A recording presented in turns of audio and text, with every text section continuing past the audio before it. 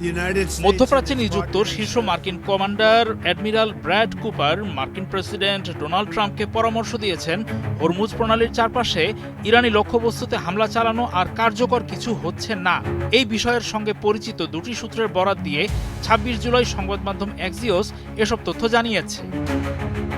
Just 2 days ago, the U.S. Army মার্কিন central কমান্ডের নেতৃত্ব দেওয়া কুপার নাকি ট্রাম্পকে বলেছেন ওই এলাকার নির্দিষ্ট বোমারু লক্ষ্যবস্তুগুলো এরই মধ্যে প্রায় শেষ হয়ে গেছে। এক্সিওসের তথ্য অনুযায়ী তিনি আরও বলেছেন, যুক্তরাষ্ট্র যদি নতুন করে বড় ধরনের সামরিক অভিযানে ফিরে না যায় তাহলে এমন হামলা চালিয়ে যাওয়া কোনো মানে হয় না। আঞ্চলিক মধ্যস্থতাকারীরা নতুন একটি যুদ্ধবিরতি চুক্তির জন্য তোড়জোড় চালাচ্ছেন এমন প্রতিবেদনের মধ্যে ট্রাম্প গত ২৪ জুলাই হঠাৎ করেই টানা ১৩ দিনের বোমারু হামলা স্থগিত করেন। বেশ কয়েকটি আমেরিকার সংবাদ মাধ্যম জানিয়েছে, মধ্যপ্রাচ্য জুড়ে মার্কিন ঘাঁটিতে ইরানের পাল্টা ক্ষেপণাস্ত্র ও ড্রোন হামলা প্রতিরোধে ব্যবহৃত ইন্টারসেপ্টর ক্ষেপণাস্ত্রের ঘাটতি নিয়েও ট্রাম্প চিন্তিত ছিলেন। তবে যুক্তরাষ্ট্রের গোলাবারুদ শেষ হয়ে যাওয়ার বিষয়টি তিনি অস্বীকার করেছেন।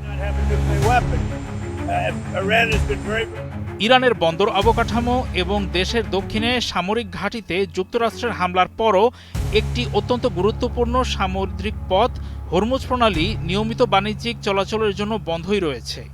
চলতি মাসের শুরুর দিকে প্রণালীটি পার হওয়ার চেষ্টার সময় ট্যাঙ্কারে হামলার পর যুক্তরাষ্ট্র আবারও ইরানের বিরুদ্ধে সামুদ্রিক অবরোধ বা ব্লকেড শুরু করে। উভয় পক্ষই ইঙ্গিত দিয়েছে যে প্রথমে এপ্রিলে অর্জিত এবং পরবর্তীতে ১৭ জুন স্বাক্ষরিত সমঝোতার স্মারকের মাধ্যমে প্রসারিত যুদ্ধবিরতি চুক্তিটি কার্যত শেষ হয়ে গেছে। ইরানের পারমাণবিক কর্মসূচি নিয়ে আলোচনার জন্য আরও সময় দেওয়ার উদ্দেশ্যে গঠিত সমঝোতা স্মারকের ভিন্ন ভিন্ন ব্যাখ্যার কারণেই সাম্প্রতিক এই সংঘাত ছড়িয়ে পড়ে। তেহরানের দাবি, হরমুজ প্রণালী দিয়ে সমস্ত যান চলাচল নিয়ন্ত্রণ করার অধিকার তাদের রয়েছে এবং মার্কিন নৌবাহিনী কর্তৃক নির্ধারিত রুটগুলোকে তারা অবৈধ হিসাবে আখ্যায়িত করেছে।